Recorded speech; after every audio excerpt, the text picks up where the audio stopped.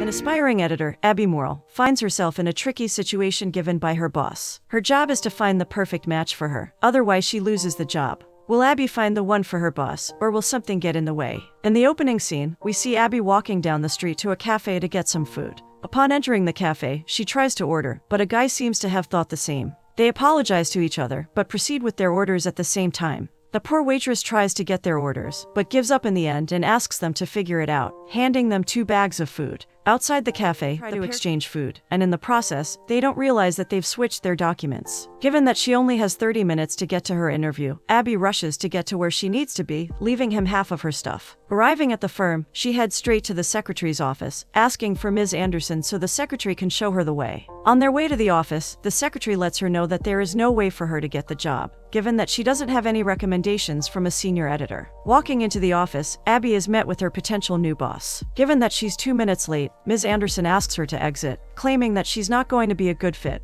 Abby proves her wrong, managing to get her attention by mentioning the real problems the publishing house is facing, even the ones with their author decks. However, everything comes crashing down once Anderson finds out that Abby doesn't have a recommendation by a senior editor. Accepting the fact that she doesn't have a chance, Abby leaves the office and heads home. Arriving at the apartment, she calls out to her roommate Janine to grab some of the leftovers from her big order. Disappointed, she sits down, and her bestie reassures her that she is a great editor after all. Wanting to take her mind off the stress, her roommate invites her to a night out, mentioning that some of her colleagues will be there. Abby thanks her for the offer but declines, claiming that she doesn't have time for love. As she heads into her room to grab her documents, she realizes that she doesn't have her papers. A script for a book sits in her hands, with the name Greg as the author, so she immediately assumes that it's the guy from the cafe. Curious, she decides to read a couple of pages and ends up getting through the whole book. Abby enjoyed the book so much that she fell asleep while reading it. A phone call wakes her up in the morning, and it is the guy from the cafe. Frantically, he asks her whether she has the script, so they agree to meet and exchange documents. Once they meet, the guy, who reveals that his name is Dan, lets Abby know that the book is his friend's, and that it's the only copy he has of it.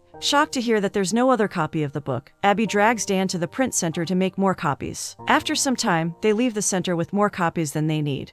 But sure that the great book won't get lost, takes the chance to invite Abby on a date, but as he asks her, she gets a phone call from the agency. Beatrice, the secretary, asks her to come to the office, because there is a job opening for her. Excited and confused, Abby says bye to Dan and runs straight to the office. Once she arrives, Beatrice takes her in, but assures her that it's just temporary, and that she won't be needed in the firm. As Abby walks into the office, she expects to be offered the job she wanted, but Ms. Anderson hits her with a strange request. Given that her assistant has gone on a 2-week trip to Las Vegas, all of the work, especially around the author decks, is left to her, meaning that she has no time for herself. For that reason, Ms. Anderson offers Abby a book of over 3,000 bachelors who have liked her profile online, and asks her to select someone eligible to her taste. Confused, Abby is about to decline the offer when Ms. Anderson lets her in on the details. If Abby were to do her job, Janine shows the program she's made that eliminates all the men that are not to Ms. Anderson's criteria. While there are a lot of eligible bachelors, Janine warns Abby about the flaws of online dating. Turns out that some of the men are either catfishing or being dishonest about their relationship statuses. After a couple of hours of hard work, the roommates come down to just 6 eligible guys for the boss. Abby seems to be disappointed that just 6 out of the 3,000 are good enough for Ms. Anderson, but Janine assures her that it's hard to find a match nowadays. Looking at the list in front of her, Abby asks Janine whether she has a list of preferences, and surprisingly, she does. Among many others, Janine wants her boyfriend to be taller than her, even in heels, and most surprisingly, to have an understanding of a well-organized medical cabinet.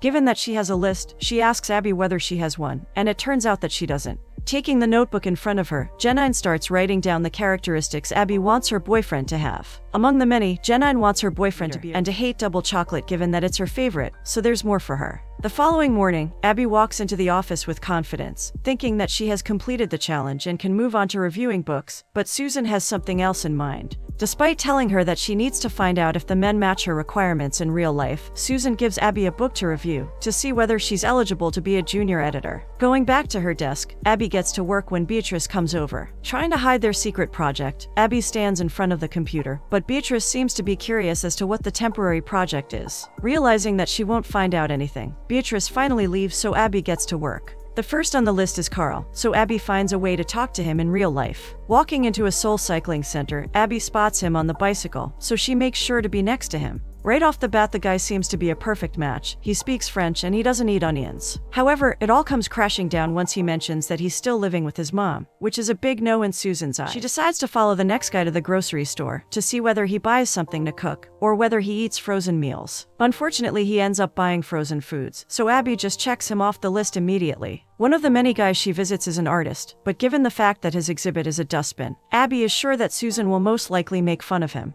The following morning, Susan comes by Abby's desk to let her know that all of the books are not good enough to be published, and to ask about the special assignment. Beatrice appears all of a sudden, offering to help with the special assignment, but Susan just sends her back to her desk. The head director of the publishing house comes, and Susan reminds Abby that their special is very confidential. Susan, with the head director, sits down with Dexter's assistant to complain about Dexter being late with his book. Given that he's 2 years late, the director lets the assistant know that Dexter has a week to submit at least a chapter, or they will be asking for the advance back. The assistant, visibly shaken, sits down with Dexter almost immediately. Dexter doesn't seem to be fazed, and he admits that his book is finished, but claims that something is missing. Searching up Greg's book online, Abby gets the most brilliant idea, so she decides to meet up with Dan. She asks him to give her Greg's information so he can pitch his book to her boss, given that it's been rejected by every publishing house. Dan agrees to do so, but only if he were to help them in the process. Knowing that there's no other way, Abby agrees, and they shake on it. Their drinks are brought to the table, and once Dan removes his onion and reveals that he hates them, Abby gets another brilliant idea. Thinking that he would be a possible match for Susan, she asks him the crucial questions, and he turns out to fit all the boxes. The following morning, Abby shows the book review to Susan, and given how well she is doing at her job, Susan decides to introduce her to the team.